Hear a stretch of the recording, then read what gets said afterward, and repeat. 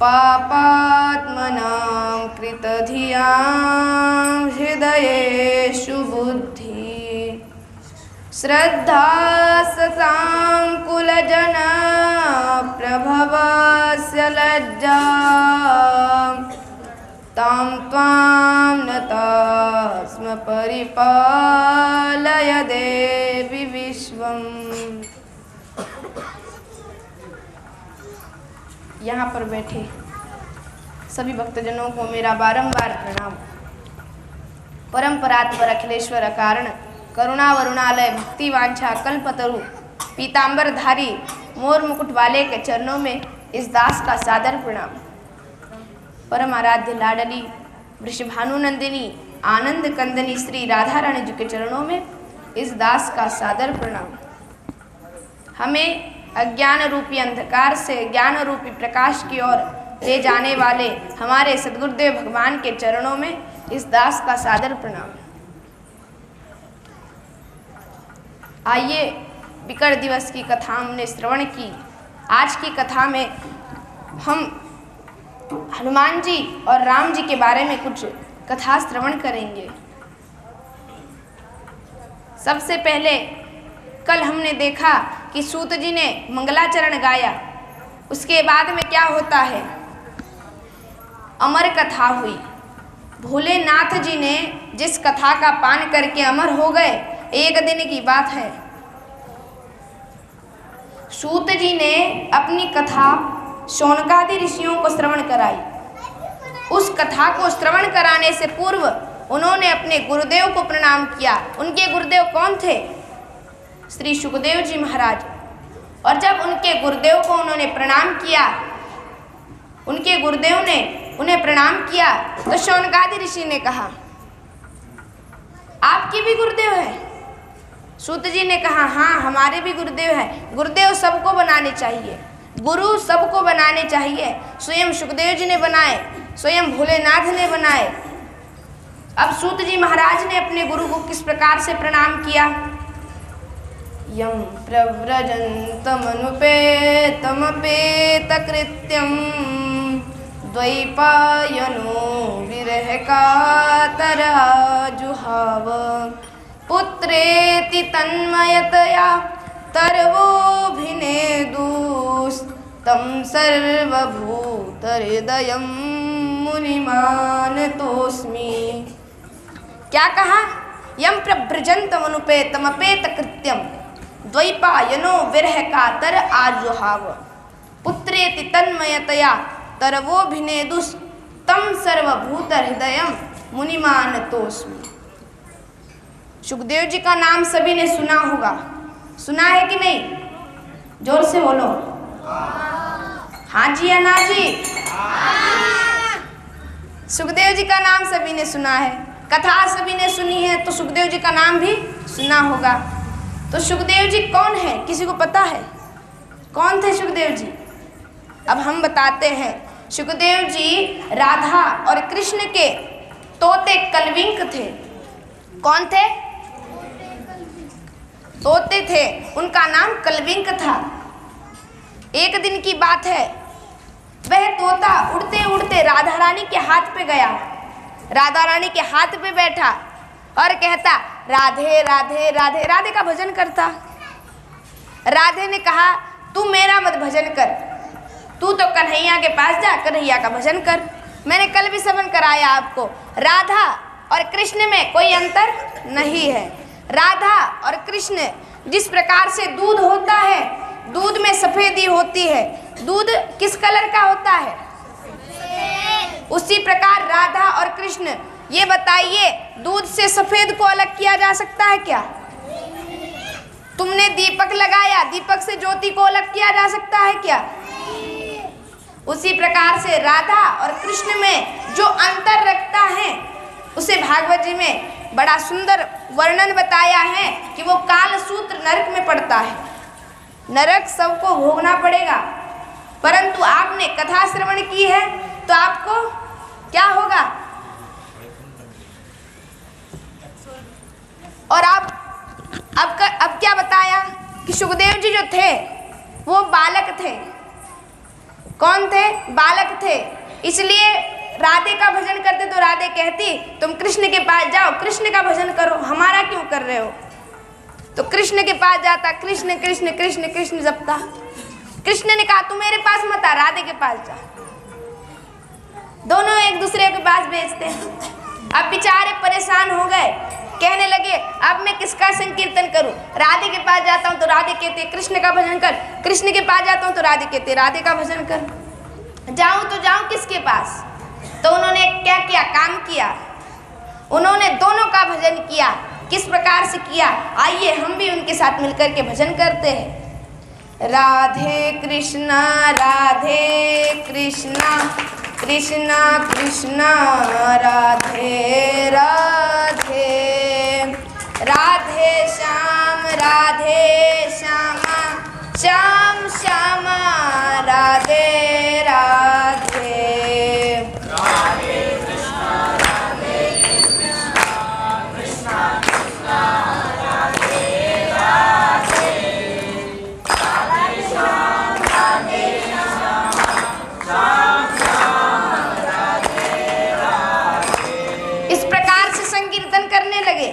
बड़ा सुंदर आवाज आई, दोनों खुश हो गए।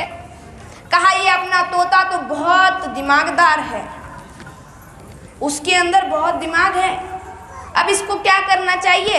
इस धराधाम पर भागवत जी का प्रचार प्रसार कम हो रहा है, भागवत धर्म को आगे बढ़ाने के लिए अपने कलविंग को भेजना पड़ेगा। कन्हैया ने कहा, राधे ने कहा जैसी आपकी मर्जी। अब सुखदेव जी को कहाँ भेजा गया? धरती लोक पे। वो आए, हिमालय में एक तोती रहती थी, उसके गर्भ में उन्होंने प्रवेश कर गए।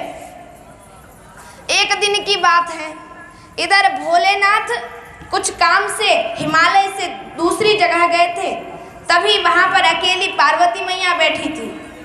वहां पर नारद जी का आगमन हुआ। नारद जी तो सब जानते हैं, आग लगा के छोड़ते हैं। नारद जी गए वहां मैया के पास। मैया ने कहा बहुत दिनों में आए हो, क्या बात है? नारद जी ने कहा मैया आजकल के पति लोग कैसे हो गए जानते हैं, हमसे बात छुपाने लगते हैं। मैया ने कहा हाँ होंगे ऐसे पति, लेकिन दूसरों के होंगे, मेरे पति तो मुझे सब बताते हैं।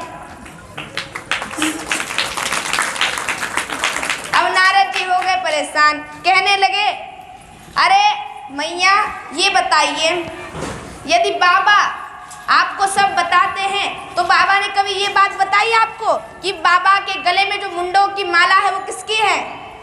बताई कभी आपको? पार्वती मैया चिंतित हो गई, बात तो सही कह रहा है नारद, ये बात तो मुझे बताई नहीं। अब मैया को आ गया टेंशन, मैया गुस्से में आ गई, कोप भवन में गई, मलिन वस्त्र पहन लिए, कोप भवन में गए। नारद जी वहां से आग लगा करके निकल गए। आकाश मार्ग से जा रहे थे, बीच में भोलेनाथ मिले। भोलेनाथ मन में विचार करने लगे, नारद जी आए हैं मतलब कुछ ना कुछ तो गड़बड़ है। भोलेनाथ तुरंत गए, जाने के बाद देखा मैया तो कोप भवन में मलिन वस्त्रों में बैठी हैं। मैया से जाकर के पूछा, हे देवी आपको क्या हुआ? हमने कोई आपसे बात छुपाई है? उन्होंने कहा हाँ बिल्कुल आपने बात छुपाई है। भोलेनाथ ने कहा कौन सी बात छुपाई? पार्वती मैया ने कहा आपने कभी ये मुझे नहीं बताया कि आपके गले में जो मुंडों की माला है वो किसकी है? उन्होंने कहा आपको ऐसी बातें बताने की भी जरूरत नहीं पड़ती है। उन्होंने कहा ठीक है कोई दिक्कत नहीं है, फिर भी बताओ। जिद करके बैठ गई। अब भोलेनाथ ने क्या किया? भोलेनाथ ने बातें बताई कि ये जो मुंडों की माला है वो किसी और की नहीं, आप ही के मुंडों की माला है। क्या कहा? आप ही के मुंडों की माला है। जब आप अपना अवतार पूरा करके देह त्याग करती है तब मैं आपके मुंडों की माला आपकी याद में पहन लेता हूं। अब जैसे ये बात कही, पार्वती मैया ने कहा अच्छा ऐसी बात है तो हर वक्त मैं ही देह त्याग करती हूँ, क्या तुम कभी नहीं मरते? भोलेनाथ हो गए चिंतित, बोला हम नहीं मरते कभी। मैया ने कहा ऐसी कौन सी अमर बूटी पी रखी है तुमने जो तुम मरते नहीं हो? भोलेनाथ ने कहा मैंने अमर बूटी नहीं पी बल्कि अमर कथा का पान किया है। अब विचार करो ये अमर कथा कौन सी कथा है? कौन सी है, कोई बता पाएगा? भागवत कथा है। ऐसी पावन पुनीत कथा मतलब भागवत कथा है। उसी भागवत का पान करके भी भोलेनाथ अमर हो गए। मैया ने कहा अब ये कथा मुझे भी श्रवण करनी है, मैं भी अमर रहूंगी। भोलेनाथ ने कहा ऐसी भी किसी के बस की बात नहीं है कथा श्रवण करना। बोला कथा इतनी सावधानी से श्रवण करनी चाहिए। कैसी सावधानी से जानते हो? जैसे पुराने जमाने में देखा होगा माताएं जो थी वो पानी भरने कुएं के पास जाती थी, मिट्टी का मटका रहता था, पानी भर के सिर पे ले जाती थी कि नहीं? पहले की माताएं। अभी तो ट्यूबलेस आ गई है, पाइप आ गए हैं, जोड़ो नल में आ गया पानी। पहले कुएं से पानी लाते थे मटके में भर के। भले ही माताएं चलते वक्त अपने पैरों को हिलाती थी, हाथों को हिलाती थी, पर सर को एकदम सावधान स्थिर रखती थी, कहीं मटका गिर ना जाए और कहीं पानी बिखर ना जाए। उसी प्रकार से हमें कथा श्रवण करनी चाहिए, कहीं कथा छूट ना जाए और कहीं कर्म फूट ना जाए।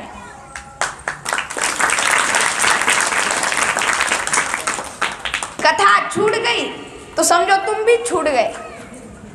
भगवान ने यहाँ पर कथा श्रवण कर रहे हो, प्रवचन श्रवण कर रहे हो, इसका मतलब भगवान ने तुम्हारे हाथ बांध के रखे हैं। नहीं तो कोई भी कथा नहीं श्रवण कर पाता, कोई भी प्रवचन श्रवण नहीं कर पाता।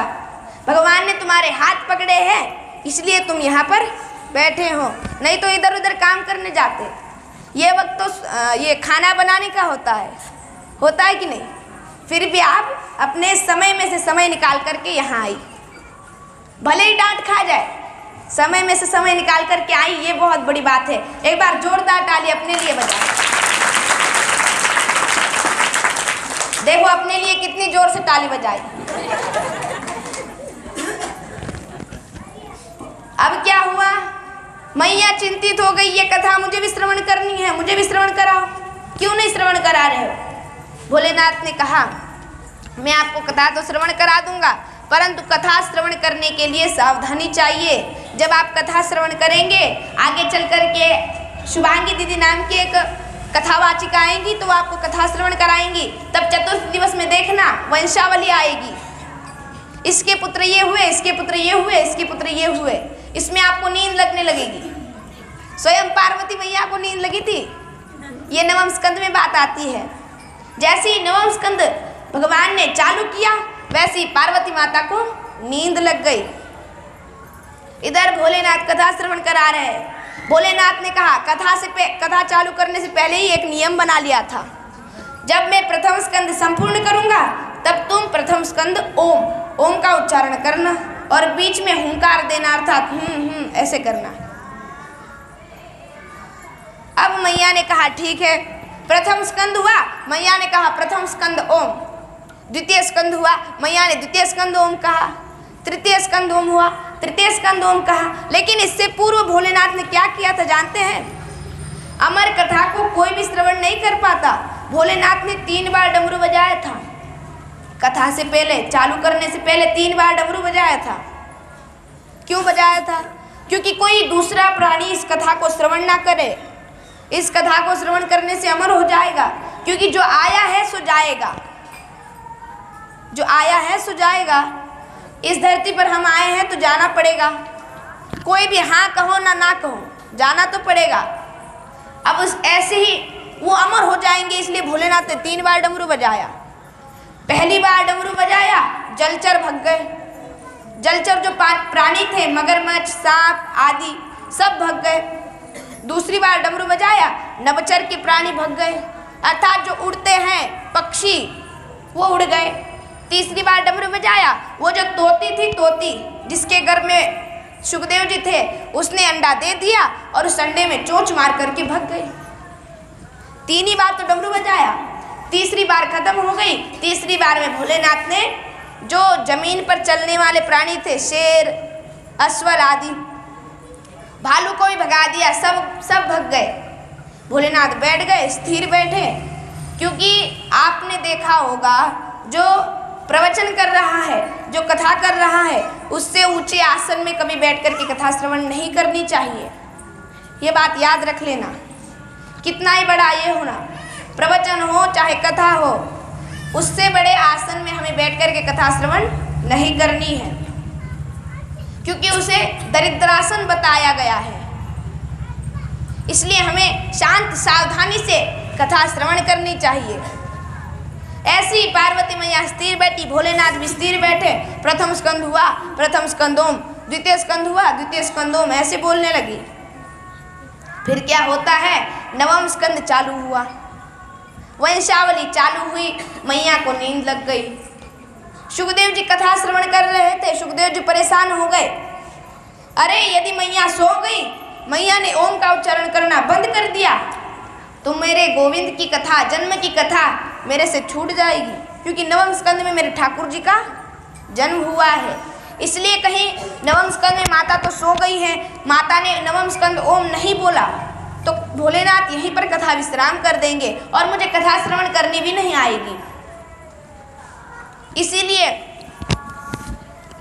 इसीलिए भोलेनाथ ने जब कथा चालू हुई तभी नियम बना लिया था ओम बोलने का। मैया सो गई, अब ओम का उच्चारण कौन करेगा। जैसे ही नवम स्कंद हुआ, वैसे ही सुखदेव जी ने कहा नवम स्कंद ओम। ऐसे दशम स्कंद हुआ, एकादश स्कंद हुआ, द्वादश स्कंद हुआ, कथा संपूर्ण हुई। भोलेनाथ ने जोर से जयकारा लगाया, बोले बाल कृष्ण लाल की जय, कृष्ण कन्हैया लाल की जय, गोपाल कृष्ण भगवान की जय। इस प्रकार से नारे लगाए, जय जयकार की। जब भोलेनाथ ने ऐसे जय जयकार की, पार्वती मैया की नींद खुल गई। कहा कृष्ण का जन्म हो गया। भोलेनाथ परेशान हो गए, तुमने कथा श्रवण नहीं की, तुमने ओम का उच्चारण नहीं किया, तो किसने किया। भोलेनाथ डर गए, इधर उधर देखा एक पेड़ पे एक छोटा सा नन्हा सा शुक बैठा है, तोता बैठा है। भोलेनाथ ने त्रिशूल उठाया, बोला अब तो तुझे मैं छोड़ूंगा ही नहीं, भाग कितना भागेगा। सच में हमारे भोलेनाथ तो भोले हैं। यदि किसी ने अमर कथा का पान किया है तो वो कभी मर सकता है। भोलेनाथ स्वयं नहीं मरे तो वो मर सकता है, लेकिन फिर भी भोलेनाथ कितने भोले हैं। पकड़ा त्रिशूल, भाग गए। कहा तू कितनी दूर भागेगा, भाग, मुझसे तो दूर नहीं जा पाएगा। भोलेनाथ त्रिशूल लेके भागे। बेचारा छोटा सा शुक था, दौड़ते दौड़ते दौड़ते दौड़ते बद्री विशालपुरी आया, जिसको इस जमाने में बद्रीनाथ भी कहते हैं। वहाँ पर आया और वहाँ पर वेदव्यास जी महाराज की कुटी थी। क्या थी? पहले जमाने में ऐसे सीमेंट के घर नहीं रहते थे, पहले जमाने में मिट्टी के घर रहते थे। उससे ही पहले जमाने में वो जो चारा रहता है उसके घर थे। अब ऐसी कुटी बनाई हुई थी, उस कुटी में वेदव्यास जी महाराज रहते थे। उनकी पत्नी विटिका थी। वेदव्यास जी महाराज स्नान करने के लिए बाहर गए थे, तभी सुखदेव जी अंदर प्रवेश कर गए और विटिका के गर्भ में प्रवेश कर गए।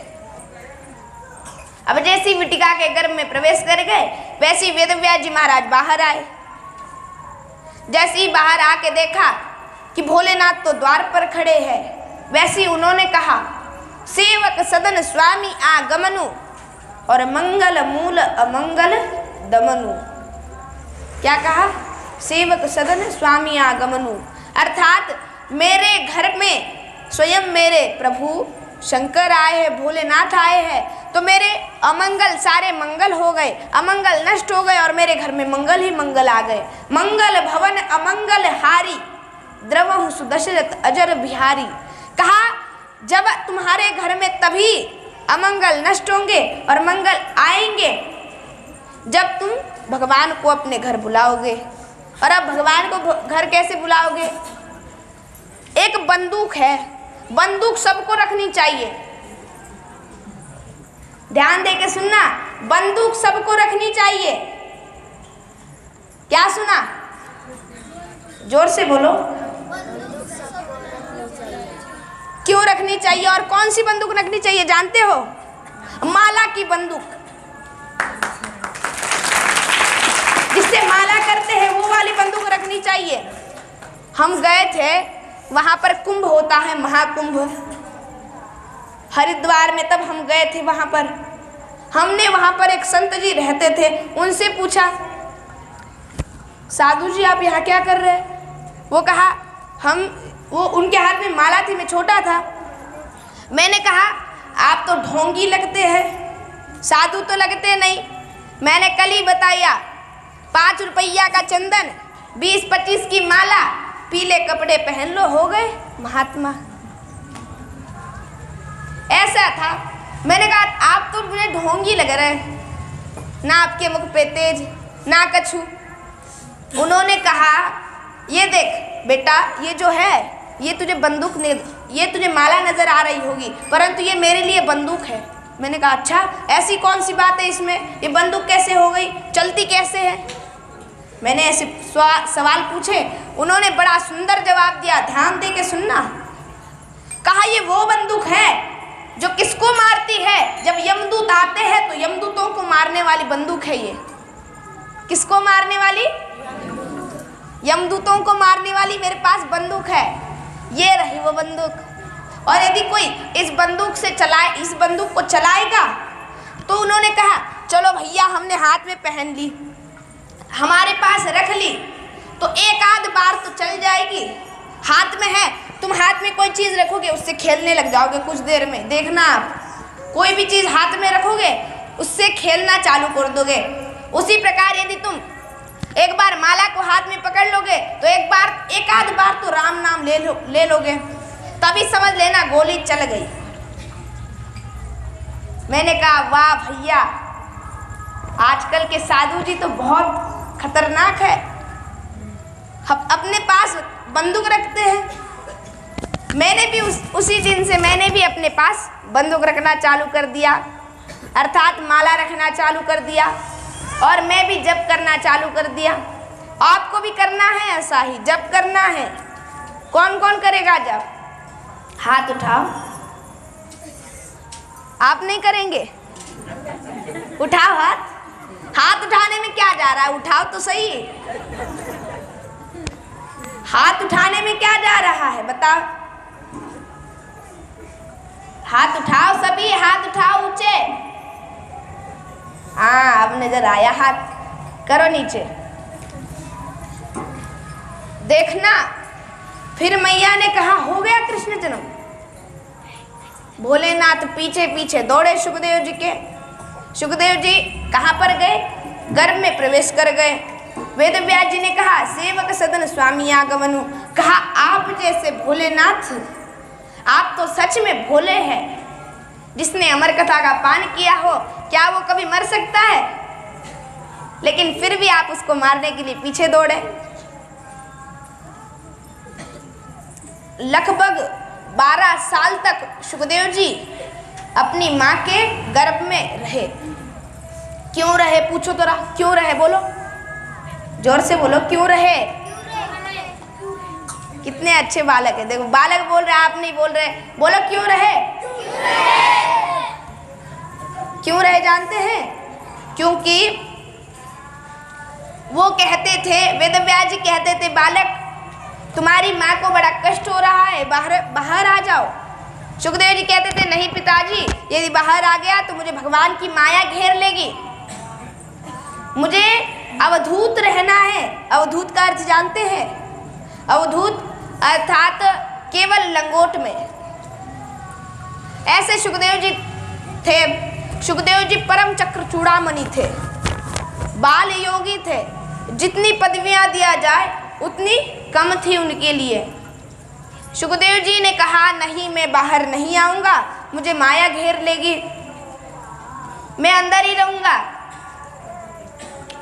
अब वेद व्यास जी ने बड़ा विनती करके बुलाया, और जब वेद व्यास जी महाराज अपने शिष्यों को पढ़ाते थे भागवत कथा, तो उनसे एक श्लोक श्लोक बोलते समय थोड़ी सी गलती हो जाती थी, तो सुखदेव जी पेट के गर्भ से अंदर से ही कह देते, नहीं पिताजी आप ये श्लोक गलत बोल रहे, ऐसा नहीं, ऐसा श्लोक है, देख लो फिर। ऐसे जवाब देते। अब एक दिन की बात है, 12 साल के बाद सुखदेव जी ने अपनी मैया को याद किया, कहा कि 12 साल तक मैं पेट में रहा, मेरी माता ने कितना दुख सहन किया होगा, अब मुझे बाहर निकलना चाहिए। बाहर निकलते ही मैं जंगल में चला जाऊंगा, वहाँ कौन आएगा। वो गर्भ से बाहर आए और फिर तुरंत दौड़ने लगे। उनकी नाल निकली थी। माताएं जानती हैं, जब बच्चा होता है, बच्चे ने जन्म लिया, तब उसकी नाल काटी जाती है, हाँ या ना, जोर से बोलो भैया। तो अब क्या हुआ, नाल काटी जाती है।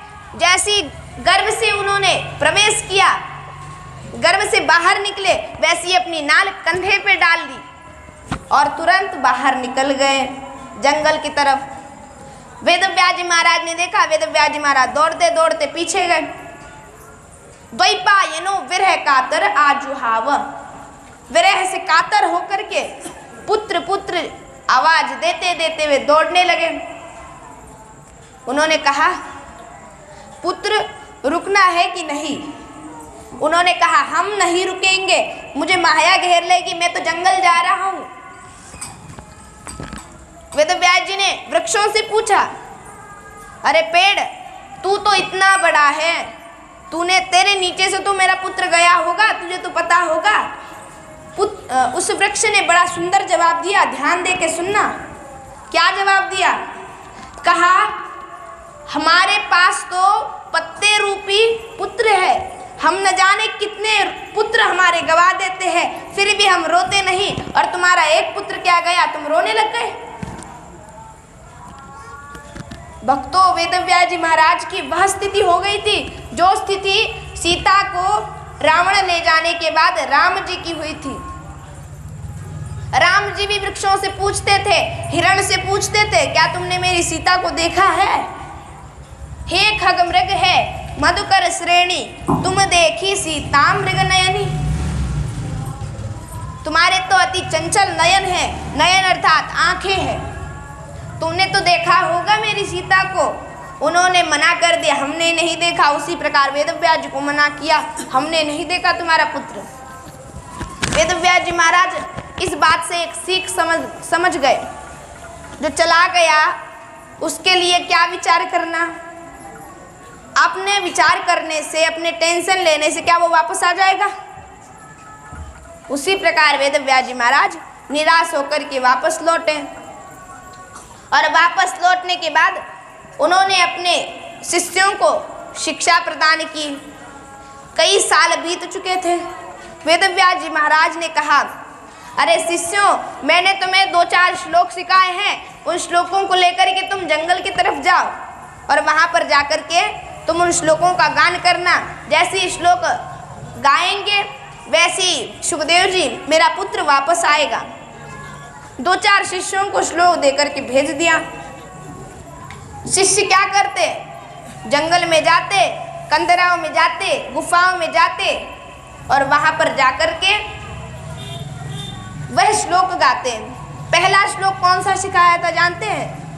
अहो बकीयम स्तनकालकूटम जिघांसयापा ययदप्यसाध्वी लेभे गतिं धाम त्रुचितां ततोन्यं कं वा दयालुं शरणं व्रजेम। जैसे इस श्लोक को सुखदेव जी ने सुना, सुखदेव जी तुरंत दौड़ने लगे। अरे ये श्लोक कौन गा रहा है, कहाँ पर गाए जा रहे ऐसे श्लोक?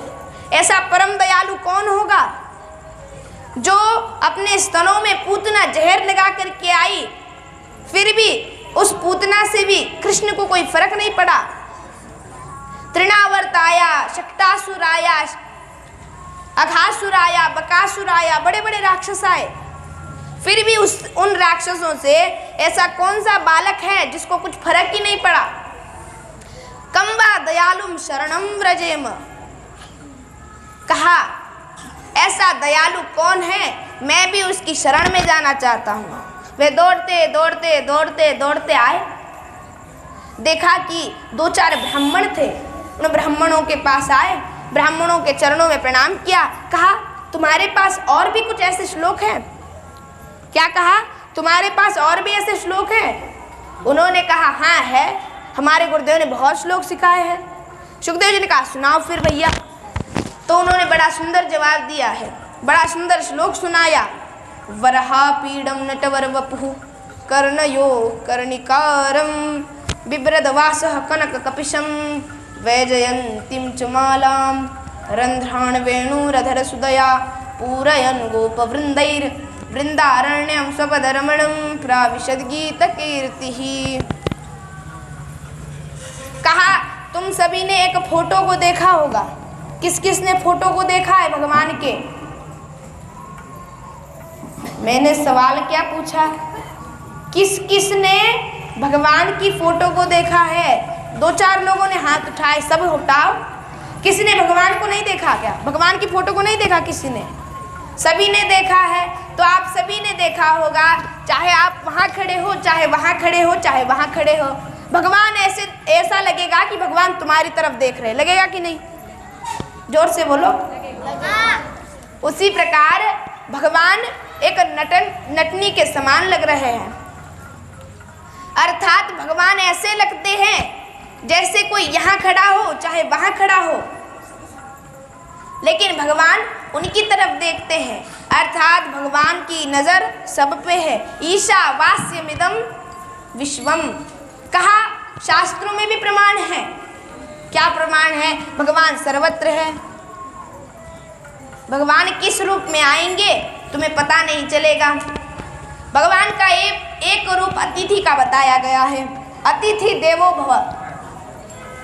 अतिथि का एक भगवान ने अवतार बताया है।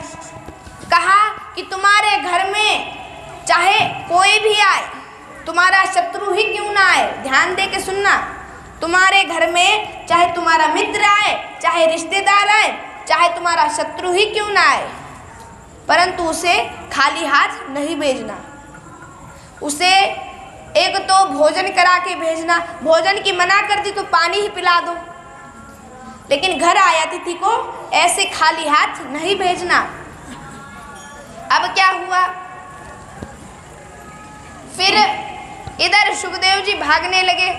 तो सुखदेव जी भागते भागते उनके मन में विचार आया, अरे इन ब्राह्मणों ने ऐसे श्लोक गाए, मुझे तो इनके पास जाना चाहिए। ब्राह्मण उनको गुरुदेव के पास अर्थात वेदव्यास जी के पास ले आए। सुखदेव जी को उस वक्त पता नहीं था कि यही मेरे पिता है, क्योंकि उन्होंने देखा ही कहाँ था अपने पिता को। जैसे निकले बाहर गर्भ से वैसे ही दौड़ने लगे, पीछे भी मुड़कर नहीं देखा। अपने पिता को उन्होंने देखा ही कहाँ था, परंतु वेदव्यास जी महाराज को यह पता था कि यही मेरा पुत्र है। सुखदेव जी महाराज को वेदव्यास जी महाराज ने 4 वेद, 6 शास्त्र और 18 पुराण की कथा श्रवण कराई, उनको अवगत कराई, और 1 लाख मंत्रों वाला महाभारत श्रवण कराया। कितने मंत्रों वाला? 1 लाख। जोर से बोलो। 1 लाख मंत्रों वाला महाभारत श्रवण कराया। अच्छा एक बात बताओ, यहाँ पर जितने भी लोग बैठे हैं, पहले दिन से जो बैठे हैं, आज का तीसरा दिन है, हाँ जी या ना जी? जोर से बोलो। तो आपको पता चला कब ये 3 दिन बीत गए? पता चला? जोर से बोलो यार, तुम जोर से नहीं बोलते। उसी प्रकार हमारे 7 दिन कब बीत जाएंगे हमें पता नहीं चलेगा। हाँ एक बात जरूर है, पहले जमाने में यदि पुण्य करोगे, राजा की तरह धर्मी बन करके रहोगे, तो सिंहासन पे राजा चढ़ करके मरता है, और जो पापी रहता है वो डंडे खात खात मरता है। फर्क बस इतना ही है, मरता तो दोनों है, फर्क इतना ही है। धर्मी राजा जो रहता है वो पुण्य करके मरता है, और जो पापात्मा रहता है, पापी रहता है, वो डंडे खात खात मरता है, चोरी करता है। वो धर्मी सिंहासन चढ़े, पापी डंडे खात, भजन करन सब करे, मानो मेरी बात। भजन करो, भजन करो। भजन और भोजन इन दोनों को कभी त्यागना नहीं चाहिए। याद रखना, जितना भोजन करते हो उतना भजन भी करो, और जितना भजन करते हो उतना भोजन भी करो। दोनों में कॉम्प्रोमाइज नहीं करना। अब क्या होता है, सुखदेव जी आए, सुखदेव जी को सारी शास्त्र वेद सब कुछ कथा अवगत की। ससंहिताम भागवतीम कृत्वानुक्रम्य चास्वजम शुकमध्यापयामास निवृत्ति निरतम मुनि। कहा सारी संहिताएं, सारे वेद, सारे शास्त्र श्रवण कराए, सारी कथा आ गई। सारी कथा श्रवण की और उनको इतना अवगत किया कि उन्होंने राजा परीक्षित को कथा श्रवण कराई। इसके बाद में बड़ा सुंदर क्या बात बताते हैं। एक भक्त रहता है और वो भक्त एक दिन जा रहा होता है, उसके पास एक माला रहती है, वो जप करता है राम राम राम राम राम राम राम राम। जंगल की तरफ से जाता है और जंगल की तरफ से जाता है, वो कहता है शेर ना आ जाए, बस भगवान एक कर देना, शेर ना आ जाए, डर लगता है हमें। वो राम राम राम राम राम राम करने लगा। ढोंगी था, सब भगवान को चाहते हैं, परंतु भगवान कब चाहते हैं, दुख में सुमिरन सब करे, सुख में करे न कोई, और जो सुख में सुमिरन करे दुख काहे को हो। भगवान कहते हैं अरे तू भजन तो करता है, पर कब करता है, दुख में करता है। जब तुझ में दुख आते हैं तब तू सुमिरन करता है मेरा, और जब तुझे सुख मिलता है, जब तू सुमिरन करता है तो मैं तुझे सुख देता हूँ, और उस जब सुख आता है तो तू सुमिरन करना छोड़ देता है। ऐसी बात मत कर, और जब तू सुख में भी सुमिरन करेगा तो दुख ही नहीं आएगा। और सुख के माथे सिल पड़े जो हरि हृदय से जाए, बलिहारी व दुख की जो पल पल नाम जपाए। जब नाम जप करोगे तो एक दिन ऐसी अवस्था आएगी कि जो तुम्हारा शरीर ही राम राम राम राम बोलेगा, तुम्हें जप करने की भी जरूरत नहीं। ऐसे ही वृंदावन में एक प्रेमानंद जी महाराज है, उनके शरीर में से राधा राधा केवल राधा की नाम केवल राधा का नाम आता है। उन्होंने पूरा जीवन राधा नाम में व्यतीत कर दिया। ऐसे बड़े बड़े संत हो गए। अब क्या होता है, वो भक्त जाता है राम राम राम राम। भगवान कहते हैं अच्छा, जब तेरे पास सुख आता है तब तू भजन करना छोड़ता है, और जब दुख आता है तब भजन करता है। मैं अपने भक्त को बचाऊंगा, लेकिन एक बार अनुभव तो प्राप्त करा दूं। ऐसा कहकर ने भगवान ने क्या किया, एक शेर को उसके सामने से भेज दिया। शेर आया, वो वहीं पर बैठ गया, राम राम राम राम राम जोर से माला जपने लगा। बोला भगवान बचाओ, पसीना छूट गया, पूरा गीला हो गया, पसीना छूटते छूटते कहा भगवान बचाओ भगवान बचाओ भगवान बचाओ। अब शेर कितनी देर में जाएगा वहाँ से, आप ही देखते होंगे। 2 मिनट, 1 मिनट, 1 घंटा वहीं पर बैठा रहा। राम राम राम राम भगवान जाने, भगवान शेर को भेज दो, शेर को भेज दो।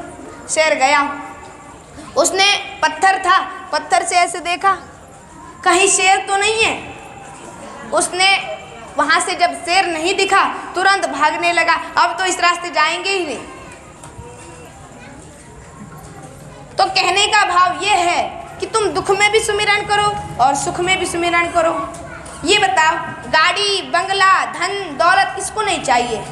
बताओ किस किस को चाहिए? गाड़ी बंगला धन दौलत किस किस को चाहिए? हाथ उठाओ। एक ही कार्य करना पड़ेगा, रोज हनुमान जी के पास जाओ, उनका दर्शन करो, राम जी के पास आओ, राम जी का दर्शन करो। बेटी की शादी नहीं हो रही, हनुमान जी के पास आओ, हनुमान जी से 2-4 बातें कहो। तुम्हें रोना है तो संसार के पास क्यों रोते हो? बताओ, रोना है तो संसार के पास क्यों रोते हो? यदि तन को स्वच्छ रखोगे, तन से पूजा कर रहे, मनवा गया बाजार। और क्या कहा? तन से पूजा तो कर रहे हो तुम, परंतु मन कहाँ है? माँ ये बना रही है, माँ वो बना रही है।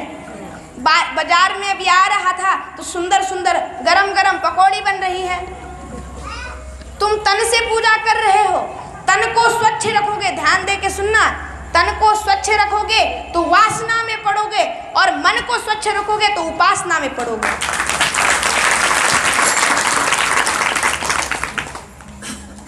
और ये बात और ध्यान रख लेना, तन से पूजा करने से कुछ नहीं होगा, मन से पूजा करो। तो अब बेटी की शादी नहीं हो रही, हनुमान जी के पास जाओ, उनके सामने रो। क्या करना इस दुनिया का, दुनिया के सामने रो के क्या करोगे बताओ? उनके पास रो, इनके पास रो, तभी तो कुछ बात बनेगी। भगवान कहते हैं पड़े थे पापों के दिल में छाले, आंसू बनकर निकल रहे हैं। भगवान राधा को भी नहीं मिले, जब राधा रानी रोने लगी तब जाकर के भगवान मिले। भगवान के सामने रो, हनुमान जी के सामने रो, आपने ऐसा क्यों किया और आप ऐसा क्यों नहीं कर रहे हो। लेकिन इसके लिए पहले जप करना पड़ेगा। फालतू में जाके बोल दिया 150 रुपए के लड्डू चढ़ाए और बोला मेरा एक मकान बन जाए, मेरा एक घर बन जाए, मेरी एक वो गाड़ी पुरानी हो गई तो नई गाड़ी फॉर्च्यूनर ले लें। 150 रुपए में तुम 1 करोड़ का सामान मांग रहे। हनुमान जी इतने तो पागल नहीं है जो तुम्हें दे देंगे आसानी से। करो, उसके लिए मन्नत मांगो, उसके लिए कोई चीज तुम्हें करने से प्राप्त होगी, संघर्ष तुम्हें झेलना पड़ेगा। बुरा मत मानना, अच्छे सत्कर्म पे चलोगे तो ठोकर खानी पड़ेगी, तुम्हें धक्के बैठेंगे। तुमने देखा होगा अक्सर जितने भी बड़े बड़े संत हुए उनको पहले संघर्ष झेलना पड़ा। उनको समाज के लोग उन्हें मानते नहीं थे, मारते थे, भगा देते थे गांव से, ये तो ढोंगी आ गया है। लेकिन संत फिर भी पीछे नहीं हटे और आगे चल कर के अपने देश को उजाड़ा कर दिया। अर्थात कहने का भाव ये है, सत्कर्म करोगे तो ठोकर खाओगे और जब ठोकर खाओगे तभी कुछ बन पाओगे। अर्थात बनने के लिए, पाने के लिए कुछ खोना पड़ेगा। अपने घर का त्याग कर दो और तुम गुरुकुल में जाओ। 1 साल, 2 साल, 3 साल का त्याग किया, बहुत अच्छा काम किया, उसका फलस्वरूप क्या मिलेगा उस दिन भी बताया, कल भी बताया आपको। आम का पेड़ बोओगे तो आम ही आएंगे, बबूल का पेड़ बोओगे तो कांटे ही आएंगे। अच्छा कर्म करोगे तो अच्छा ही फल पाओगे। उसी प्रकार यदि संघर्ष जीवन में करोगे तो कुछ ना कुछ बन करके, घड़ करके जाओगे। हमें जीवन में संघर्ष तो आएंगे, जो सत्कर्म करता है उसे ठोकर खानी पड़ती है। इसलिए कहते हैं ऐसी वाणी बोलिए मन का आपा खोए, औरन को शीतल करे आप भी शीतल होए। क्या कहते जानते कबीरदास जी, हमें हर वक्त ऐसी वाणी बोलनी चाहिए। अब हम वाणी बोल रहे कि नहीं? हाँ जी या ना जी, जोर से बोलो। हम वाणी बोल रहे हैं, कुछ बोल रहे हैं। आपको ये कांटे लग रहे हैं या आपको अच्छा लग रहा है? जोर से बोलो। अच्छा लग रहा है। अर्थात हमें हर वक्त ऐसी वाणी बोलनी है जो दूसरों को औषधि लगे। ये एक औषधि जड़ी बूटी तो दे रहा हूं मैं। अब क्या हुआ, उन्होंने कहा ऐसी वाणी बोलिए मन का आपा खोए, औरन को शीतल करे आप भी शीतल होए। ऐसी वाणी हमें बोलनी है जो हम भी शीतल हो। भैया आप बड़े बाप की औलाद है, प्रणाम करो, हमसे गलती हो गई, हम तुच्छ प्राणी हैं, हमें माफ़ कर दो। हमने एक बात अंग्रेजी में पढ़ी है, बचपन में थे तब हमने एक बात पढ़ी है, कौन सी जानते हैं? सॉरी। सॉरी शब्द कौन कौन जानता है? हाथ उठाओ। सॉरी अर्थात क्षमा। एक बात है सॉरी, सॉरी बोलोगे तो रिश्ते बनेंगे या नहीं? सॉरी इंसान बोलेगा, इंसान सॉरी बोलेगा तो लड़ाई खत्म, और डॉक्टर सॉरी बोलेगा तो इंसान खत्म। होता है कि नहीं ऐसा? हमें सॉरी बोलना है, झगड़ों को वही मिटाना है और नए रिश्ते जोड़ने हैं।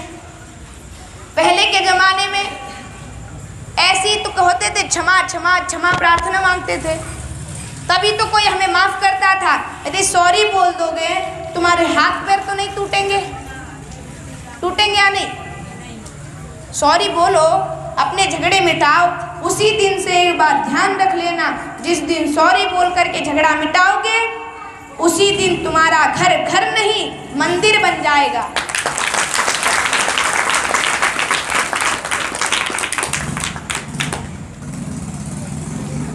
अब किस किस के बेटे स्कूल जाते हैं? हाथ उठाओ, हाथ उठाओ। चलो घर में तो रहते हो, अब घर में कौन रहता है? हाथ उठाओ। घर में भी नहीं रहते? घर में कौन रहता है? चलो तुम सब घर में रहते हो, घर में तुम्हारे विज्ञान की बड़ी बड़ी पुस्तकें पढ़ी है या नहीं बच्चों की? क्या तुमने कभी हनुमान चालीसा का पुस्तक छोटा सा हनुमान चालीसा का पुस्तक लाया? लाओ, हनुमान चालीसा का पुस्तक लाओ, बच्चों को दियो, बच्चों को ला करके दो और बच्चों से कहो इसका पाठ कर। जबरदस्ती करना, ना माने तो जबरदस्ती करो। माँ होती है ना, मतलब बच्चा पढ़ता नहीं तो बहुत डांटती है। मेरे साथ भी ऐसा हुआ है, कई बार मार खा चुका हूँ, लेकिन फिर भी पढ़ना सबको चाहिए। हनुमान चालीसा पढ़ो, अपने जीवन को सफल बनाओ। क्या करोगे? कल से एक प्रण ले लेना आज के प्रवचन से, हनुमान चालीसा का पुस्तक लो और अपने जीवन को सफल। तो हमें हनुमान चालीसा का पुस्तक लेना है और हनुमान चालीसा पढ़नी है। कौन कौन पढ़ेगा? हाथ उठाओ। पक्का पढ़ोगे हनुमान चालीसा? मैंने उस दिन भी कहा हनुमान चालीसा पढ़ने से तुम्हारा घर मंदिर बन जाएगा। जहाँ पर हनुमान जी है, हनुमान जी अकेले नहीं आते, साथ में किसको लाते हैं? राम जी को लाते हैं। बड़े होशियार बच्चे हैं, सीखो, आपको सीखना चाहिए इनसे कुछ। महाराजों ने कमी नहीं की है सिखाने में, आपको भी जाना चाहिए था। बड़े होशियार बच्चे हैं। तो हमें क्या करना है? हनुमान चालीसा का पाठ करना है, घर को मंदिर बना दो। झगड़ा करते हैं तो हमारा घर नरक बन जाता है, जानते हैं? झगड़ा मत करो, झगड़ा हो तो सॉरी बोलो, क्षमा करो, क्षमा प्रार्थना मांगो, झगड़ा मिट जाएगा। आपने एक बात देखी होगी, सॉरी कोई बोलता है तो झगड़ा वहीं पे खत्म है, होता है कि नहीं? हमारा कुछ घटेगा तो नहीं सॉरी बोलने से, बोल दो, झगड़ा मिट जाएगा। ऐसे ही हनुमान जी के साथ कौन आएगा? इनसे बोला, इन्होंने बोला तो आप भी तो बोलो, कुछ जोर से बोलो। राम जी आएंगे। उसी प्रकार लक्ष्मी को प्राप्त करना है या नहीं? हाँ जी या ना जी? देखो प्रवचन में बैठे हो तो जोर से बोलना पड़ेगा, हाँ जी या ना जी? लक्ष्मी को पाना है तो पहले भागवत कथा श्रवण करो।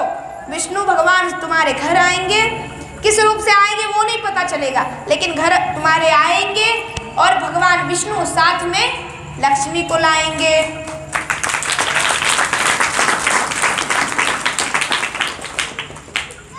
जानते हो एक बात, आपको तो पता होगी, जब आपके पति देव कहीं जाते हैं तो आप कैसे उनके पीछे जाती है या नहीं? उसी प्रकार भगवान विष्णु जाएंगे तो उनके साथ मैया लक्ष्मी आएंगी। तुम्हें कई बार बुलाना पड़ता है लेकिन फिर भी तुम नहीं जाते हो, पहले पतिदेव की आज्ञा लेते हो फिर जाते हो या नहीं? उसी प्रकार लक्ष्मी को पहले विष्णु भगवान से आज्ञा लेनी पड़ती है, लेकिन विष्णु भगवान तो क्या कर रहे हैं? बैठे हैं, निद्रा कर रहे हैं। उनको जगाना मतलब बहुत बड़ा काम है। तो हमें क्या करना है? भागवत का पाठ करना है। भागवत जी का पुस्तक किस किस के घर है? होगा कम लोगों के घर होगा, लेकिन कोई ना कोई तो ग्रंथ होगा, कोई ना कोई तो आध्यात्मिक पुस्तक होगी, उसे ही पढ़ लो। हाथ नीचे करो, बस करो। उसे ही पढ़ लो, चाहे वो हनुमान चालीसा हो, चाहे सुंदरकांड हो, चाहे ज्ञानेश्वरी हो, चाहे तुकाराम गाथा हो, कुछ भी हो, पढ़ो, उससे कुछ ज्ञान मिलेगा। दुनिया में सबसे पहली और सबसे अंतिम, सबसे मध्य और सबका सार एक चीज बताई है, वो है ज्ञान। ज्ञान एक ऐसी चीज है जो आदमी को कहां से कहां पहुंचा देती है। ज्ञान सब में होना चाहिए और ज्ञान सब में है भी, क्योंकि आपके गुरुदेव बहुत है, परंतु सदगुरुदेव मिलना बहुत कठिन है। गुरुदेव कैसे है जानते हैं? आपके गुरुदेव हैं, सभी लोग स्कूल तो गए होंगे या फिर घर में ही कोई आया होगा, कोई ना कोई तो सीख दे गया होगा। आपकी कोई पड़ोसी ना आ गई, मान लो घर के बाजू वाली वो आई मान लो आपके घर, या फिर कहीं से रिश्तेदार आ गए मान लो, उन्होंने आपको कोई चीज़ बताई कि इस सब्जी को ऐसे नहीं ऐसे बनाते हैं, वो भी तो गुरुदेव हुए, वो उन्होंने भी तो शिक्षा दी है। परंतु ऐसे गुरुदेव तो बहुत है, ऐसे गुरुदेव तो दत्तात्रेय जी ने 24 बनाए थे। परंतु हमारे जीवन में सतगुरुदेव होना बड़ा परम आवश्यक होता है। सतगुरुदेव कौन है? जो हमें सत मार्ग पर ले जाए। भागवत का प्रारंभ भी सत है, मध्य भी सत है, अंत भी सत है। कैसे? पहले हमने आपको कल श्रवण कराया, सत्यम परम धीमहि, वेदव्यास जी का मंगलाचरण। प्रारंभ भी सत्य है, मध्य भी सत्य है, सत्यात्मकम त्वाम शरणम प्रपन्ना, और अंत भी सत्य है, सत्यम परम धीमहि। आखिरी में भी सत्य है। हमें सत्य बोलना चाहिए, सत्य हमें रहना चाहिए। केवल बोलने से नहीं चलेगा। आजकल के लोग बड़े खतरनाक होते हैं, बड़े खतरनाक होते हैं। फूल और इंसानों में कोई अंतर नहीं बचा। क्यों जानते हैं? आजकल के लोग माला तो लाते हैं, परंतु उसमें सुगंध नहीं होता। माला लाते, डुप्लीकेट वाले आ गए आजकल। फिर आते हैं या नहीं? जोर से बोलो, हाँ जी या ना जी?